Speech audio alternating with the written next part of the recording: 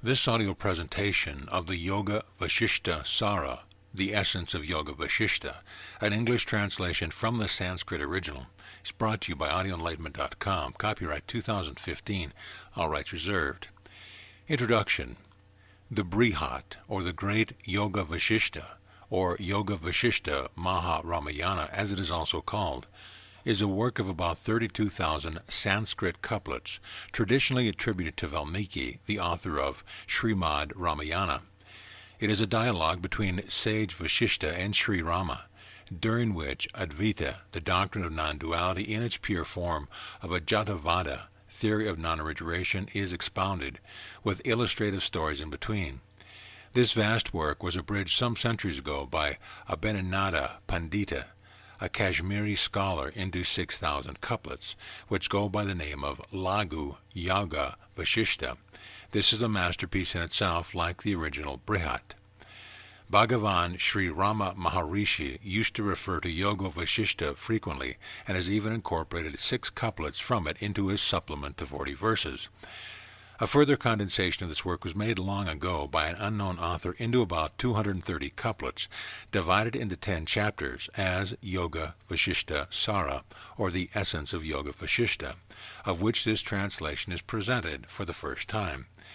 By making this condensation, the author has rendered a great service to all sadhaks. This is indeed a gold mine fit for repeated reading and meditation. From the publisher. The Yoga Vashista Sara, Chapter 1. Dispassion. 1. Salutations to the calm effulgence which is endless and unlimited by space, time, etc., the pure consciousness which can be known by experience only. 2.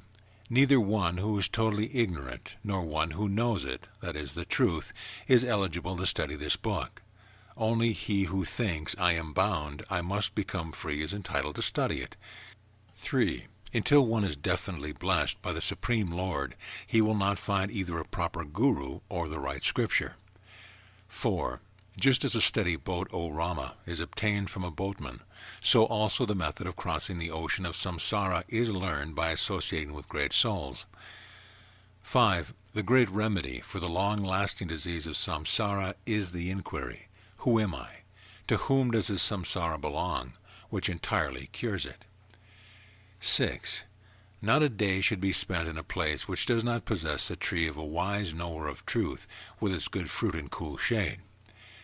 7. The sages are to be approached, even if they do not teach.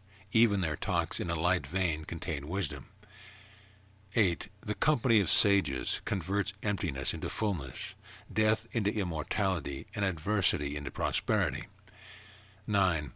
If sages were concerned solely with their own happiness, with whom would these tormented by the sorrows of samsara seek refuge? 10.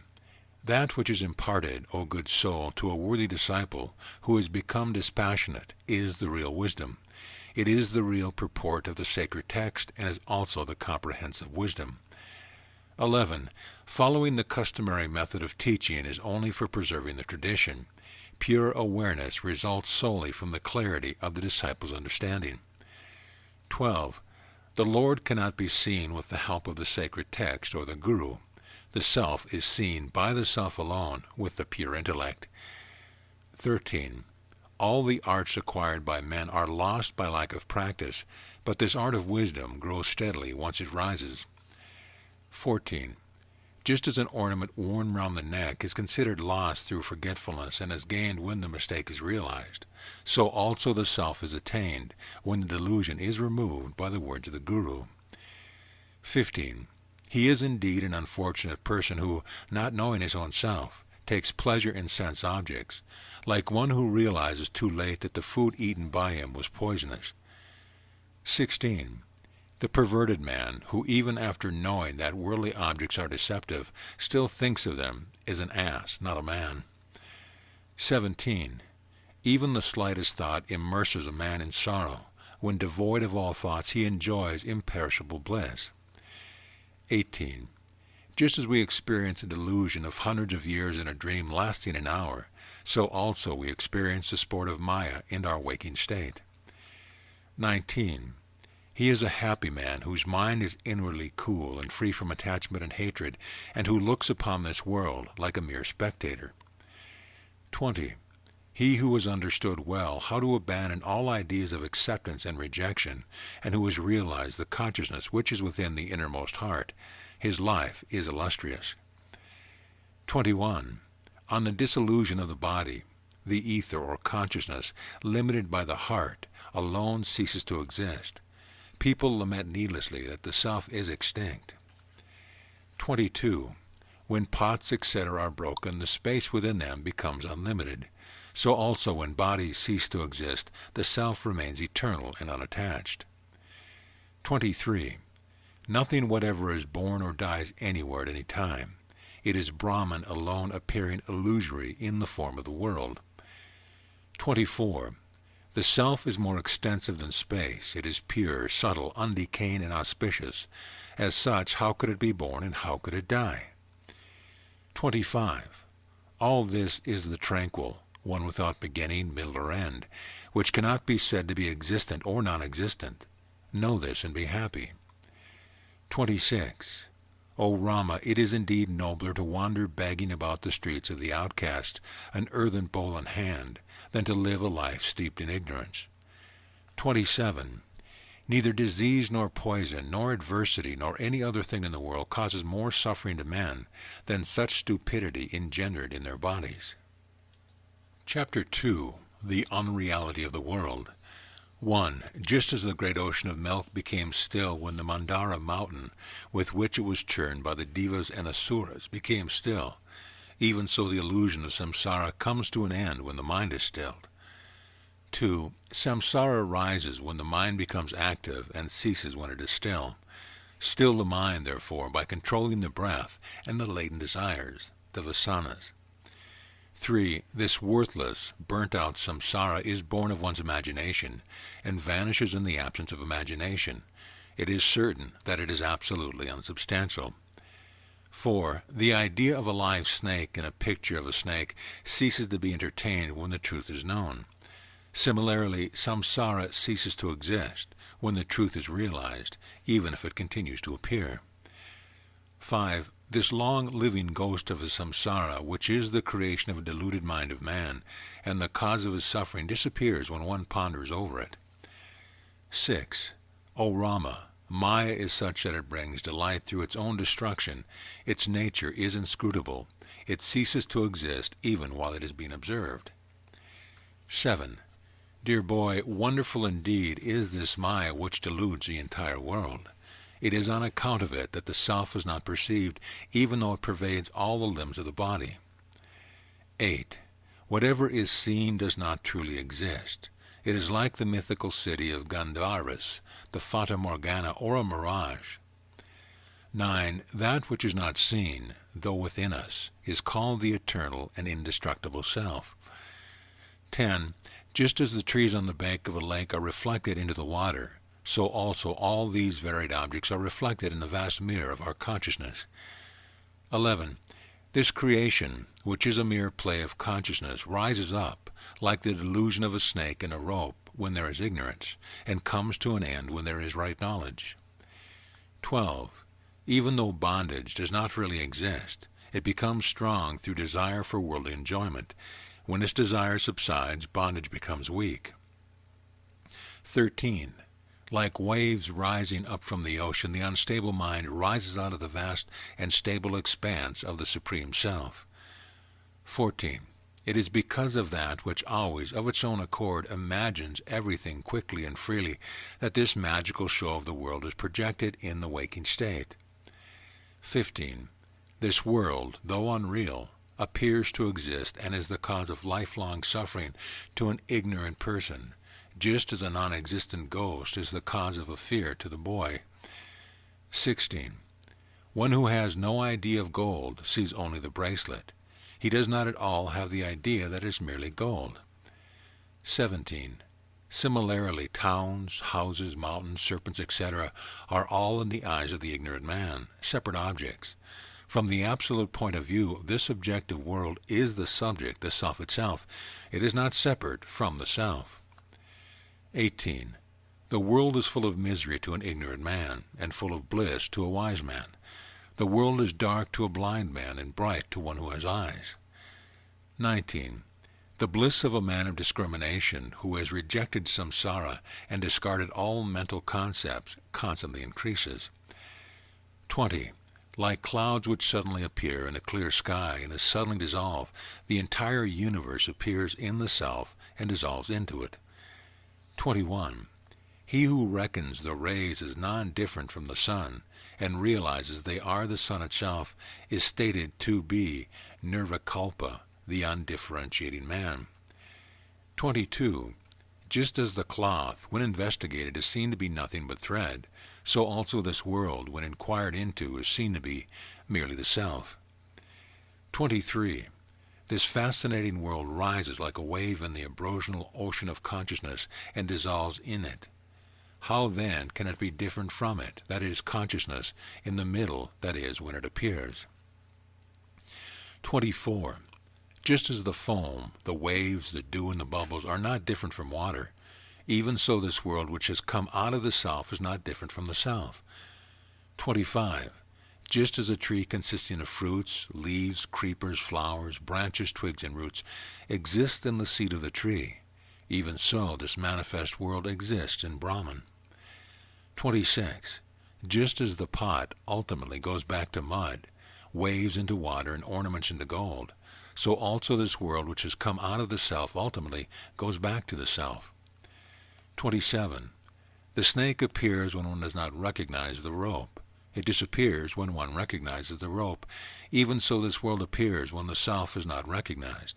It disappears when the self is recognized. 28. It is only our forgetfulness of the invisible self which causes the world to appear, just as the ignorance of the rope causes the snake to appear. 29. Just as the dream becomes unreal in the waking state, and the waking state in the dream, so also becomes unreal in birth and death. 30. All these are thus neither real nor unreal. They are the effect of delusion, mere impressions arising out of some past experience. Chapter 3. The Marks of a Liberated Person, Jivan Mukta. 1. The knowledge of the self is the fire that burns up the dry grass of desire. This indeed is what is called samadhi, not mere abstention from speech. 2. He who realizes that the whole universe is really nothing but consciousness and remains quite calm is protected by the armor of Brahman. He is happy. 3. The yogi who has attained the state which is beyond everything and remains always cool as the full moon is truly the Supreme Lord. 4. He who reflects in his innermost heart upon the purport of the Upanishads, dealing with Brahman, and is not moved by joy and sorrow, is not tormented by samsara. 5. Just as birds and beasts do not take shelter on a mountain on fire, so also evil thoughts never occur to a knower of Brahman. 6. Wise men also, like foolish men, occasionally make others angry, but they do so only in order to test their ability to control their innate feelings, that is to say, to see how far the anger of other persons will affect them. 7.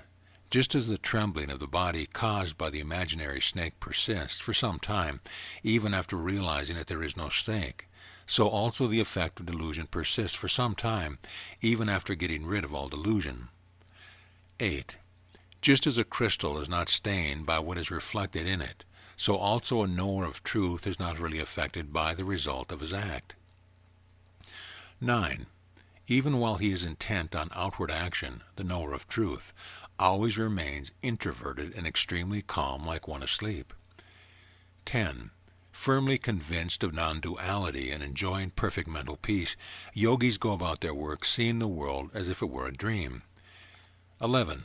Let death come to him, the knower of truth. Today or at the end of eons, he remains untarnished like gold buried in mire.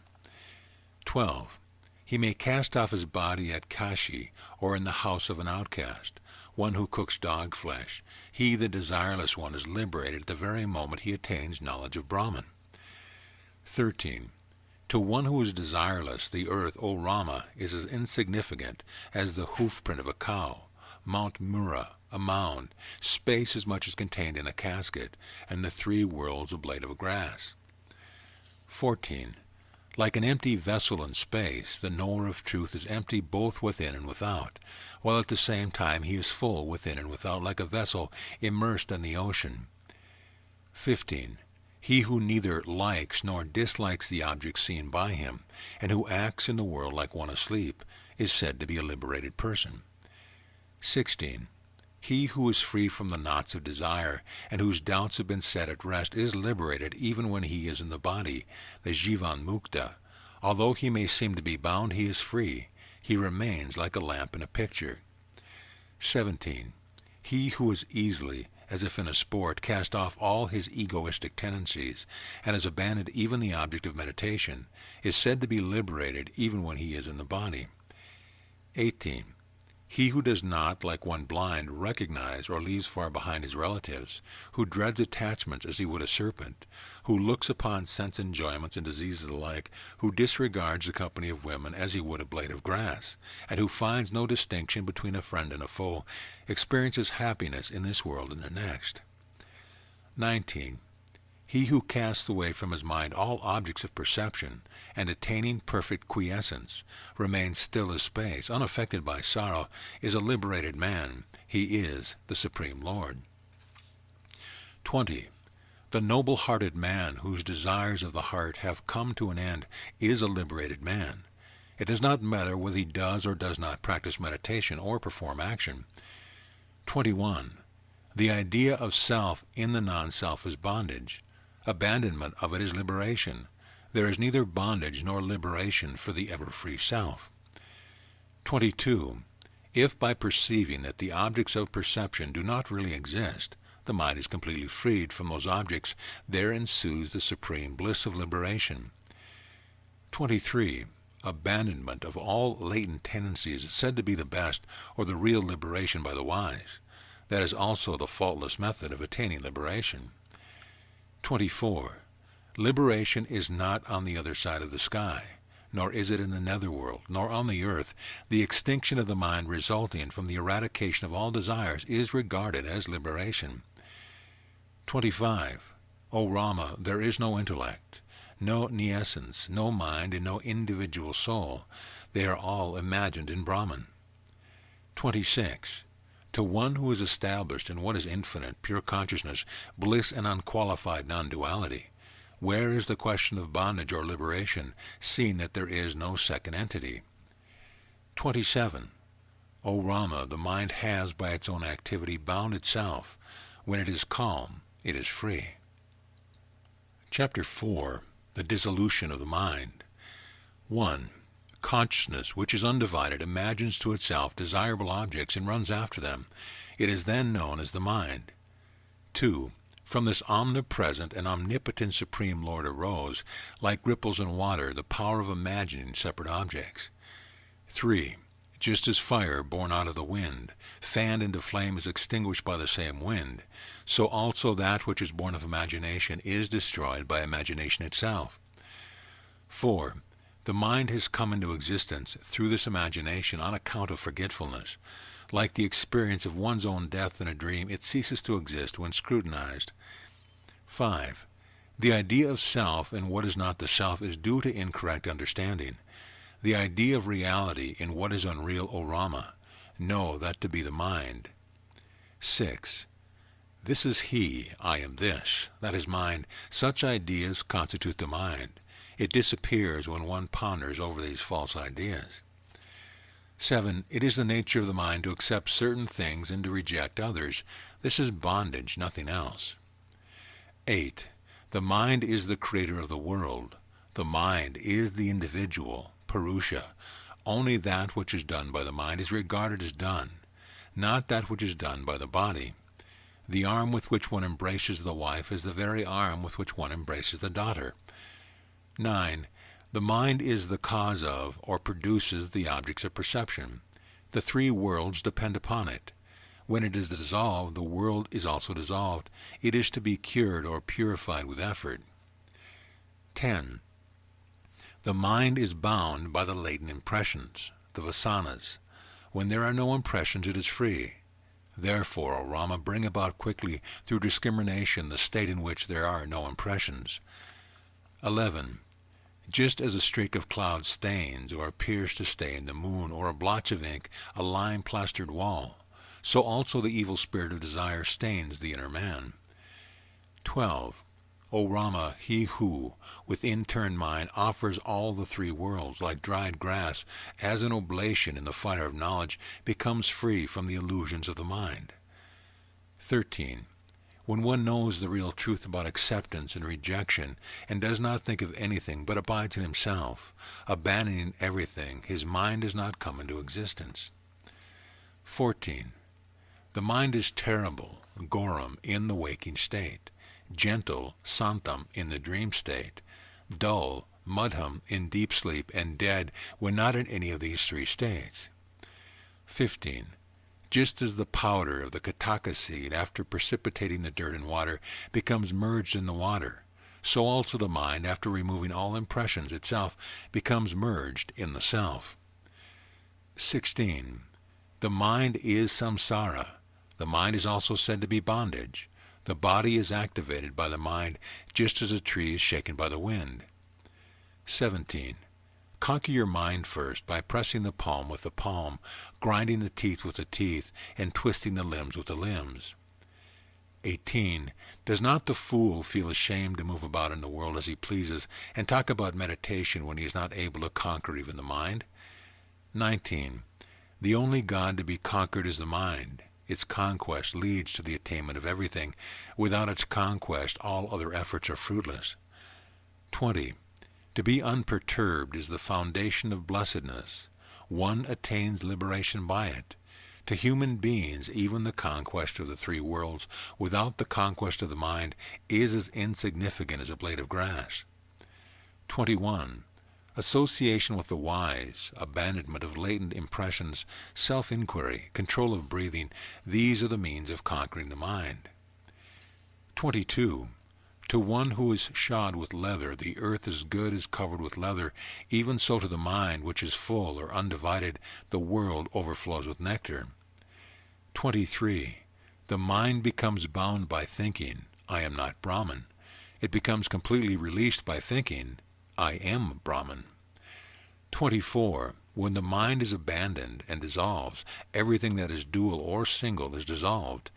What remains after that is a supreme Brahman, peaceful, eternal, and free from misery. 25. There is nothing to equal the supreme joy felt by a person of pure mind who has attained the state of pure consciousness and overcome death. Chapter 5. The Destruction of Latent Impressions. 1. O Rama, this inquiry into the self of the nature, or who am I, is the fire which burns up the seeds of the evil tree which is in the mind. 2. Just as the wind does not affect the creepers in a picture, so also afflictions do not affect one whose understanding is fortified by firmness and always reflected in the mirror of inquiry. 3. The knowers of truth declare that inquiry into the truth of the self is knowledge. What is to be known is contained in it like sweetness in milk. 4. To one who has realized the self by inquiry, Brahma, Vishnu, and Shiva are objects of compassion. 5. To one who is found of inquiry, or constantly, what is this vast universe, and who am I? This world becomes quite unreal. 6. Just as in a mirage the idea of water does not occur to one who knows that it is a mirage, even so latent impressions do not rise in one whose ignorance has been destroyed by realizing that everything is Brahman.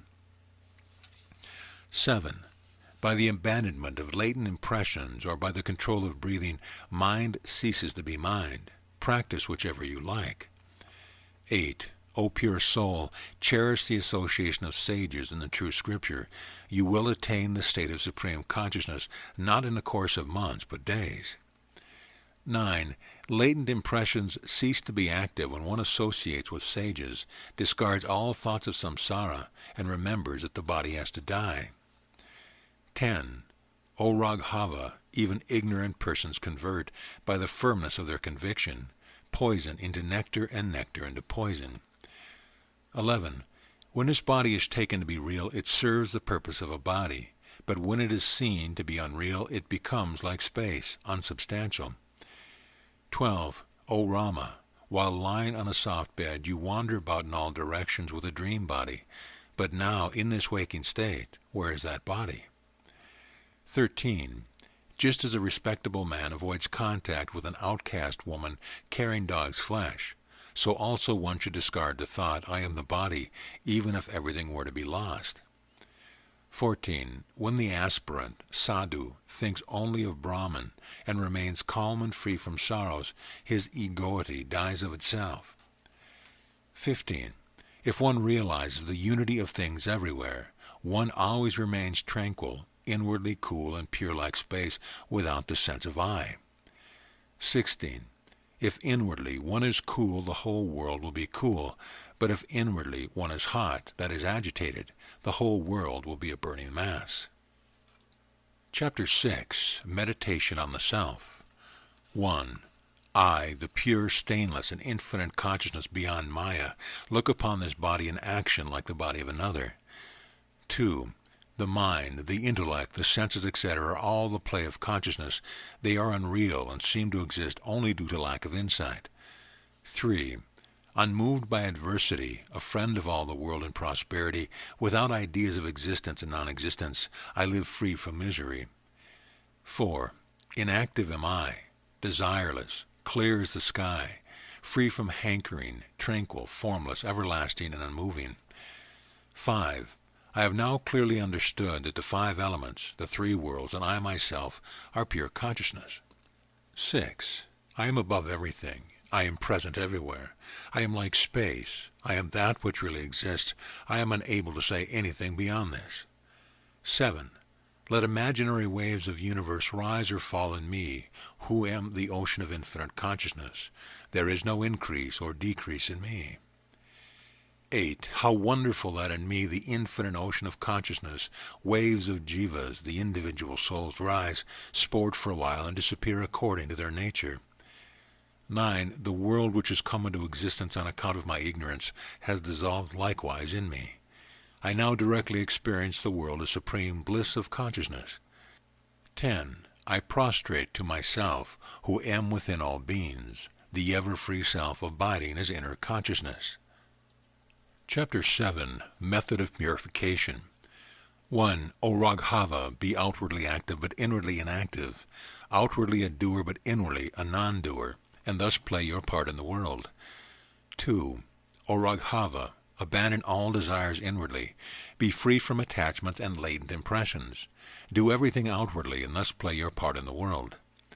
3. O Raghava, adopt a comprehensive view, characterized by the abandonment of all objects of contemplation. Live in your innate soul, liberated even while alive, the Jivan Mukta, and thus play your part in the world. 4. Burn the forest of duality with the fire of the conviction, I am the one pure consciousness, and remain happy. 5. You are bound firmly on all sides by the idea, I am the body. Cut that bond by the sword of knowledge, I am consciousness, and be happy. 6. Discarding the attachment to non-self, regarding the world as a partless whole, concentrated and with attention turned inward, remain as pure consciousness. 7. Remain always as pure consciousness, which is your constant true nature, beyond the states of waking, dream, and deep sleep. 8. O mighty armed, be always free from mental concepts, like the heart of a rock, though not insentient like it. 9. Do not be that which is understood, nor the one who understands. Abandon all concepts and remain what you are. 10. Eliminate one concept by another, and the mind by the mind, and abide in the self. Is this so difficult, O holy man? 11. Sever the mind, which has on account of its care become red hot, with the mind which is like iron sharpened by the study of Scriptures. 12. O Raghava, what have you to do with this inert and dumb body? Why do you feel helpless and miserable by joys and sorrows on account of it? 13. What a vast difference between the flesh, blood, etc., composing the body and you, the embodiment of consciousness. Even after knowing this, why do you not abandon the idea of self in this body? 14. The mere knowledge that this body is like a piece of wood, or a clod of earth enables one to realize the Supreme Self. 15. How strange that, while the real Brahman is forgotten by men, the unreal called avidya appears very real to them, struts about before them. 16. It is again strange that while the Supreme Brahman is forgotten by men, the idea, this is mine, called avidya, is firmly held by them, strongly confronts them. 17. When you do your work, do it without attachment, even as a crystal which reflects the objects before it, but is not affected by them. 18. The conviction that everything is Brahman leads one to liberation. Therefore, reject entirely the idea of duality, which is ignorance. Reject it entirely. Chapter 8. Worship of the Self. 1. If you separate yourself from the body and abide at ease in consciousness, you will become one, the sole reality, everything else appearing insignificant like grass. 2. After knowing that by which you know this world, turn the mind inward, and then you will see clearly and realize the effulgence of the soul. 3. O Raghava, that by which you recognize sound, taste, form, and smell, know that as yourself the Supreme Brahman, the Lord of Lords.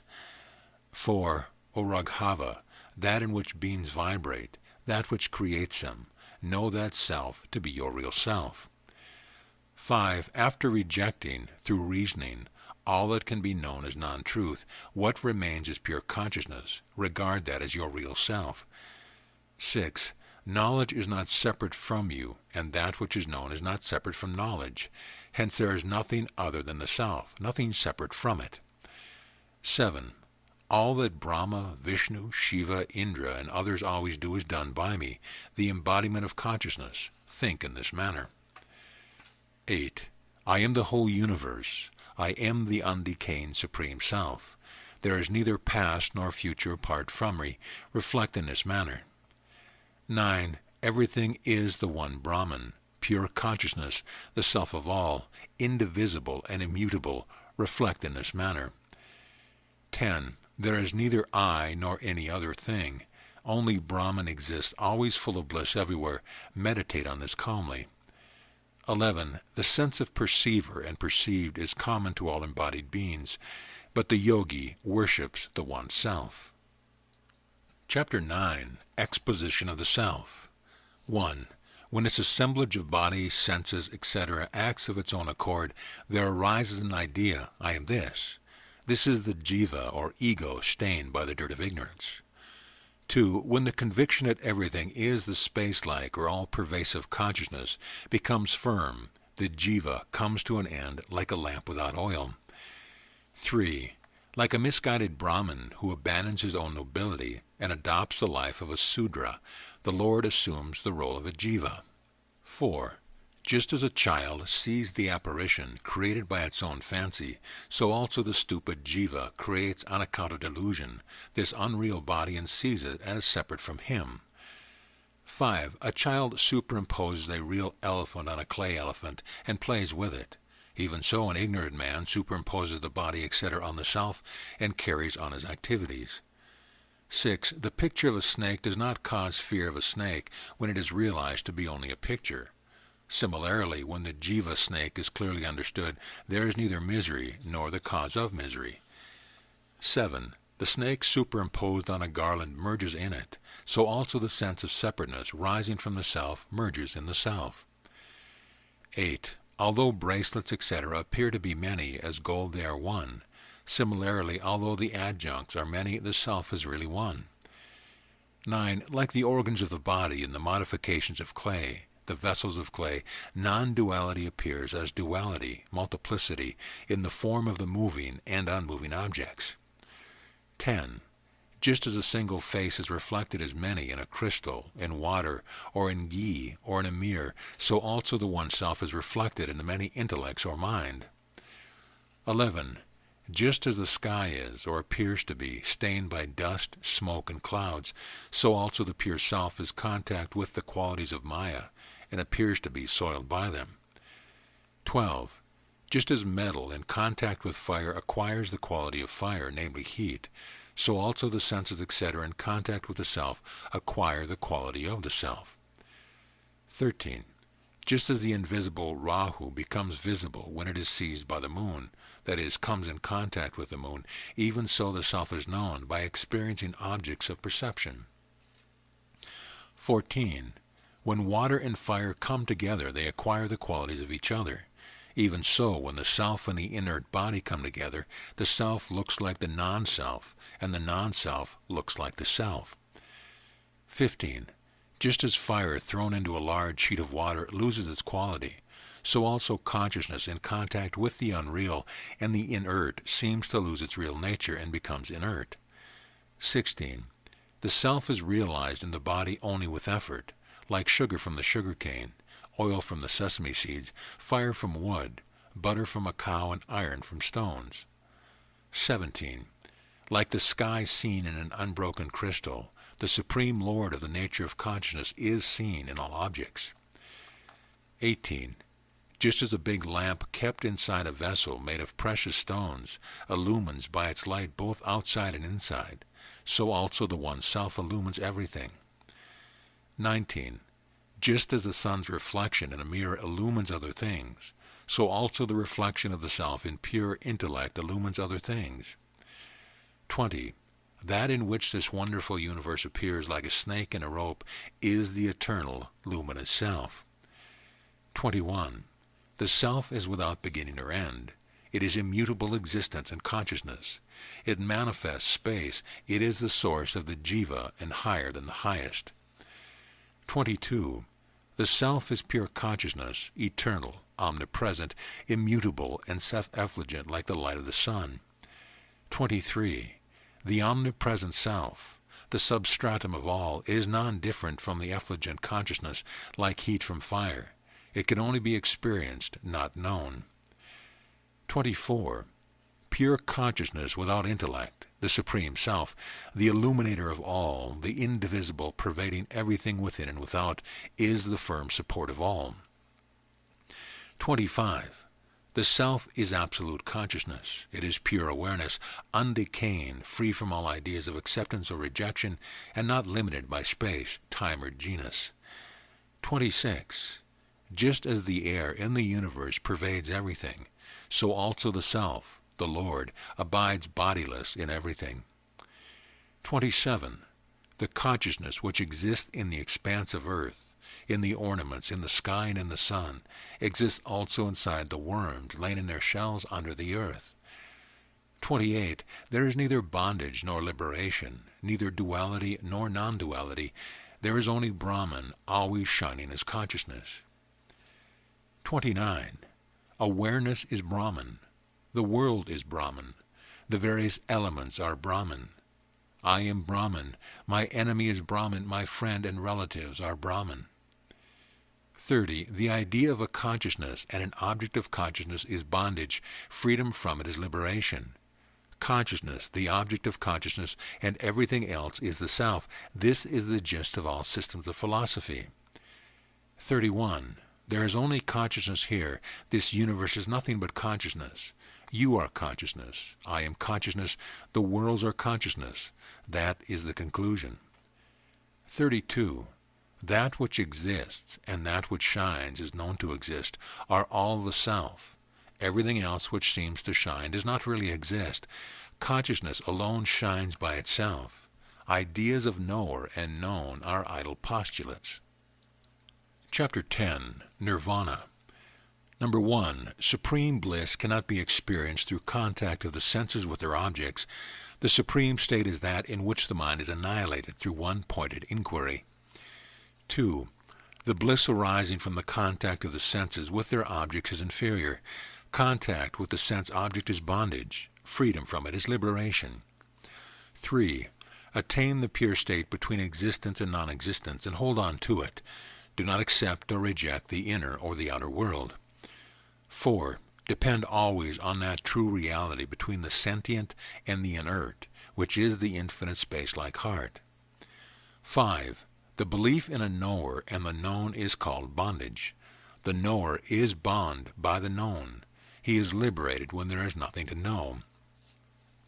6.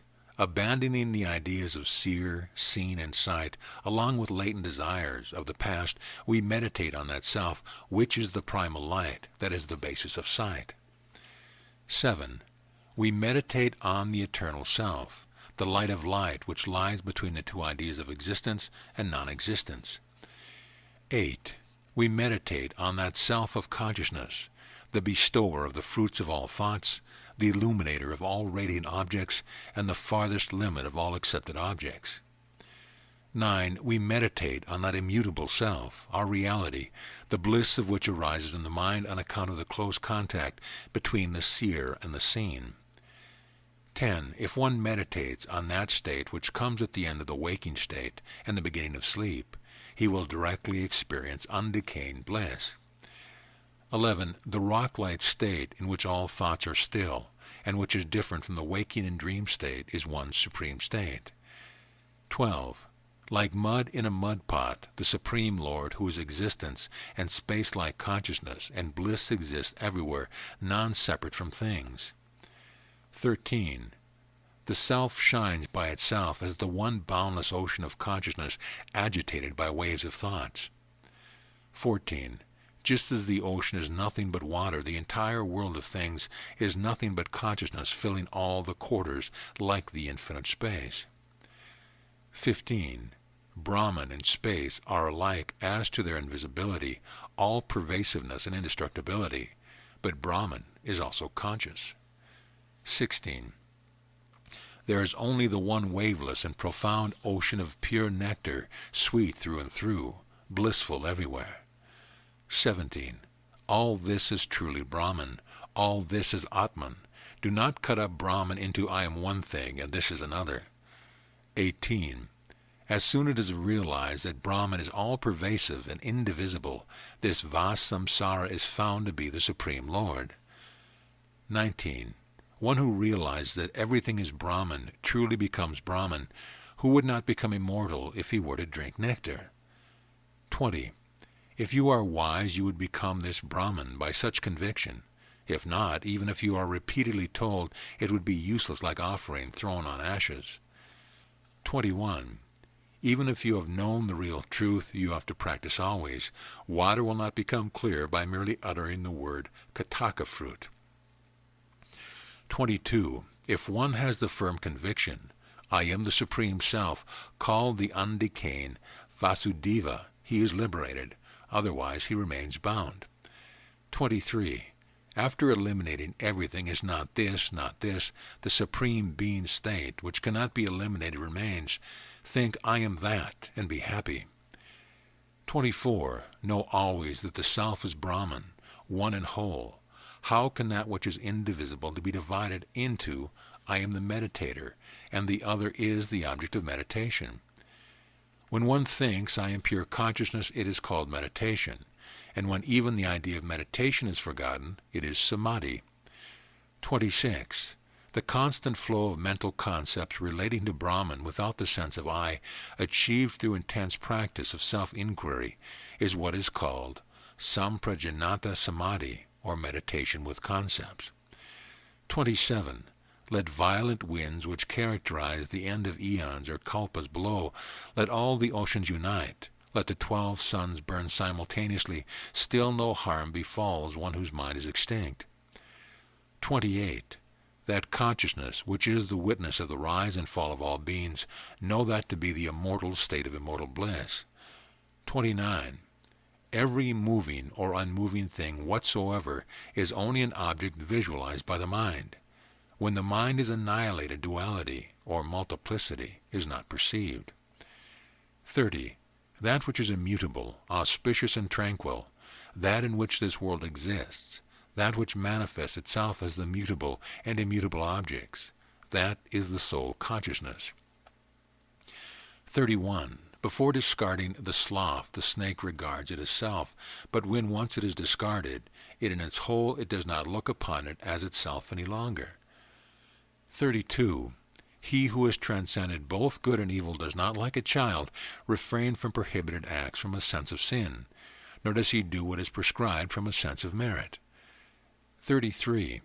Just as a statue is contained in a pillar or block, even if it is not actually carved out, so also the world exists in Brahman. Therefore the supreme state is not a void. 34.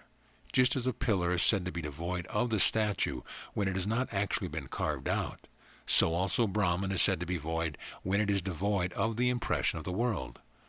35. Just as still water may be said to contain or not to contain ripples, so also Brahman may be said to contain or not contain the world. It is neither void nor existent. End of chapter, end of book. This audio presentation of Yoga Vashista Sara, the essence of Yoga Vashista, has been brought to you by audioenlightenment.com. Copyright 2015. All rights reserved.